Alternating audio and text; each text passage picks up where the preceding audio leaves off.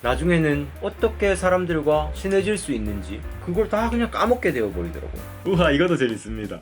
대화를 깊은 단계로 끌어가는 가장 간단한 방법은 아무 말도 하지 않고 듣기만 하는 것이다. 남들보다 민감한 사람을 위한 섬세한 심리학 센서티브라는 책을 가지고 왔습니다. 초코 버전 콤프로스트를 타서 읽어보겠습니다. 제가 왜 그렇게 자꾸 남들보다 좀 민감한지 그 이유를 좀 알고 싶어요. 벌써부터 흥미진진합니다. 그냥 대충 펼쳤는데 남들보다 민감한 사람들은 특별히 예민한 신경 시스템을 가지고 있대요. 숨어있는 뉘앙스를 남들보다 더 많이 인식하고 받아들인 인풋은 더 깊은 곳에 입력된다고 합니다. 와, 그래서 풍부한 상상력과 활발한 내면 세계를 가지고 있다고 하는데 되게 이게 어떻게 보면 민감하기 때문에 스트레스도 잘 받고 부정적인 어떤 부분도 있긴 하지만 이게 하나의 또 장점인 부분이 확실히 많은 것 같아요. 풍부한 상상력, 활발한 내면 세계. 제가 뭔가 혼자서 독서하고 기록하고 혼자 좀 사부작대는 걸 좋아하는 이유가 사람들과 있을 때는 즐겁긴 하거든요. 너무 즐겁고 사람들과 함께 있고 싶을 때가 있고 하지만 좋은 만큼 뭔가 스트레스도 많다는 거. 약간 계속 사람들의 감정을 저도 모르게 자꾸 신경 쓰게 되고, 저는 뭐랄까 사람들과 함께 있을 때면 저의 정신이 뭔가 고요하게 있질 못하더라고요. 확실히 민감한 사람들이 좀 그런 경향이 많은 것 같아요. 와, 숨어있는 뉘앙스를 남들보다 더 많이 인식한다는 거. 맞아. 그러다 보니까 이 사람 마음, 저 사람 마음, 또 저 사람 마음 다 헤아려 보다 보니까 너무 사람들 눈치를 보게 되고 신경을 쓰게 되고, 그러다 보면 저에 대해서 신경 쓰기가 힘들어지는 듯한, 그래서 사람들과 있을 땐 오롯이 저답게 있지를 못하는 것 같습니다. 근데 혼자 있을 때는 오롯이 저답게 있을 수가 있는 것 같거든요. 와, 바로 이런 이야기가 나오네요. 어떤 사람들과 만남을 할 때 이 저자도 최대한 침착함을 유지하려고 하고 그 만남을 즐기는 척을 한대요.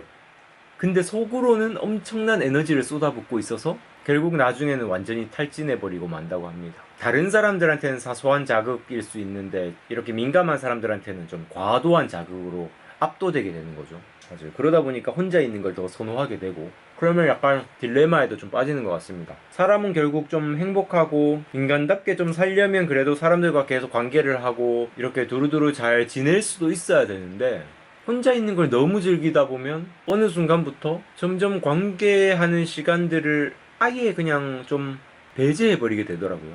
근데 그렇게 되다 보면 나중에는 나의 선택지 자체가 사라져 버리는 느낌? 처음에는 나 편하자고 처음에는 좀 배제시켰는데 나중에는 내가 이제 어떻게든 사람들을 끌어오려고 해도 그게 쉽지 않아지는 거죠. 약간 혼자 좀 고립되는 그런 일들도 좀 생기는 것 같아요.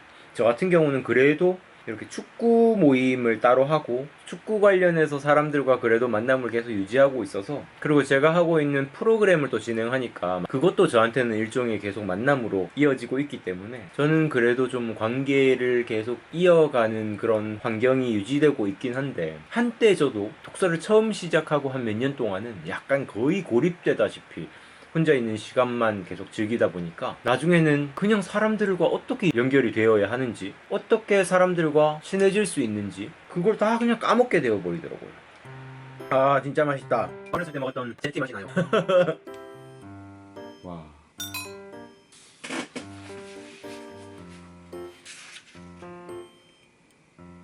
민감한 사람들은 상대방과 깊은 대화를 나누기를 원한다. 당신은 피상적인 대화가 지속되면 지루하고 피곤할 것이다. 그런데도 당신은 예의를 차리기 위해서 대화에 관심을 보이고 집중하느라 불필요한 에너지를 낭비하게 된다. 반대로 깊은 대화를 다시 가벼운 주제로 옮기는 방법도 알아야 한다. 피곤해져서 더 이상 대화에 집중하기 힘들 때는 더 깊은 대화로 들어가는 것을 피하는 게 좋다. 우와, 와, 맞아요. 저 같은 경우는 그래요. 대화를 할 때도 뭐 언제나 깊은 대화를 원하는 건 아니지만 때로는 그냥 시덥잖은 이야기만 하면서 보내고 싶을 때도 있긴 한데, 근데 대부분 대화의 주제를 저는 깊이 들어가는 걸 되게 좋아합니다. 제가 책 읽는 걸 또 좋아하고 기록하는 걸 좋아하고 이렇게 영상을 통해서 어떤 주제에 대해서 이야기를 하는 걸 좋아하는 이유도 이런 깊은 대화, 피상적인 대화보다는 좀 깊은 대화를 좋아하기 때문인 것 같아요. 여러분들도 그러신가요? 그래서 민감한 사람들은 대화 상대를 찾을 때도 깊은 대화를 즐기는 사람인지 그걸 알아보는 것도 정말 중요한 것 같아요. 제가 올해 축구팀을 옮기게 되면서 되게 새로운 사람들을 많이 요즘 알아가고 있는데, 특히나 되게 좋은 부분이 단순히 축구의 어떤 피상적인 이야기만 하는 게 아니라 축구에 있어서 되게 깊은 딥한 이야기를 할 수가 있잖아요. 그리고 또 축구 이외에 인생에 대해서도 좀 깊은 이야기를 할 수 있는 분들이 또 곳곳에 계시더라고요. 그러다 보니까 지금 축구팀 생활이 너무 즐거워지고 여러모로 너무 만족스러워하고 있는데, 깊은 대화가 가능한지 이거 되게 중요한 것 같아요. 우와, 이것도 재밌습니다. 대화를 깊은 단계로 끌어가는 가장 간단한 방법은 아무 말도 하지 않고 듣기만 하는 것이다. 침묵은 깊이의 공간을 만들어낸다. 내담자와 상담할 때 한참 침묵하면 다음 대화가 더 깊은 단계로 들어가는 경우가 많다. 그러나 대화 도중에 공백이 생기면 불편해하고 말을 더 빨리 이어가는 사람도 있다. 그럴 때는 침묵이 깊이의 공간을 만들지 못하고 오히려 대화를 더 일관성 없고 피상적인 단계에 머물게 한다. 매우 민감한 사람들이 민감하지 않은 심리치료사에게 상담을 받는 경우 부정적인 경험을 할 수 있대요. 심리치료사들은 그들에게 대부분의 사람과 비슷해질 수 있는 방법을 찾으라고 권유한다.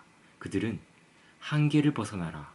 위험을 두려워하지 말고 부딪혀라. 더 자발적으로 행동하라. 너무 깊이 생각하지 말고 말하라. 는 충고를 자주 듣게 된다.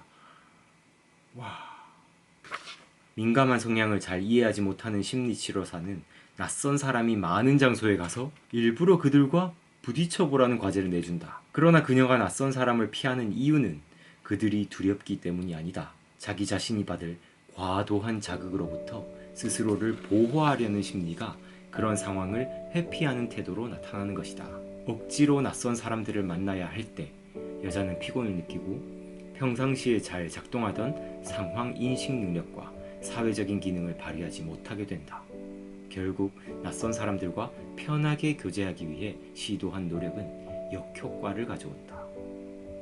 그래서 이렇게 뭔가 사람들과의 관계를 어려워할 때일수록 나를 바꿔서 나를 이겨내면서 어떻게든 더 많이 관계하려고 시도하기보다는 일단 내가 충분히 에너지를 채워질 때까지 좀 기다려주라고 이야기를 합니다. 너무 공감이 가고 진짜 그렇거든요. 혼자 있는 시간을 좀 가지면서 내가 좀 에너지가 채워지고 나면 저도 좀 사람들과 만나고 싶어질 때가 온단 말이에요. 그래서 저도 그런 주기가 있는 것 같습니다. 아무도 만나고 싶지 않고 아무 전화도 받고 싶지 않고 그 어느 누구에게도 저의 어떤 표정을 드러내고 싶지 않은, 어떤 반응도 보여주고 싶지 않은 그런 상태가 있어요. 그럴 때는 저도 뭔가 이렇게 돌 속으로 들어가듯이 저만의 공간으로 그냥 숨어버리거든요. 제가 정말 편할 때 연락할 수 있는 마음 상태가 되는데, 옛날에는 그 주기가 되게 길었단 말이에요. 거의 어떨 때는 2주, 3주, 어떨 때는 한 달이 되기도 하고, 그동안은 연락도 잘 안 되는 거예요. 20대 때 그런 시기가 있었는데, 그때는 제가 제 에너지를 어떻게 관리해야 될지를 모르다 보니까 너무 많이 사람들한테 내 에너지를 내어줘 버리고, 그러다 보니까 약간 번아웃이 오듯이 아무랑 또 소통하고 싶지 않은 그런 상태가 쉽게 찾아오고, 그 상태에서 벗어나는 것도 쉽지 않았는데, 지금은 그런 상태가 찾아와 봐야 하루 이틀, 정말 길어야 뭐 일주일 이러거든요. 어느 정도 지금 저는 사회적인 에너지를 좀 잘 관리하면서 에너지가 충분히 차올랐을 때 사람들과 이런 사회적인 에너지를 쓰고, 그리고 사람들한테 쓸 때도 과도하게 제 것을 다 퍼주듯이 주지도 않고요. 그래야 저도 사람들과 더 편하게 계속 오래 갈 수 있는 거니까요.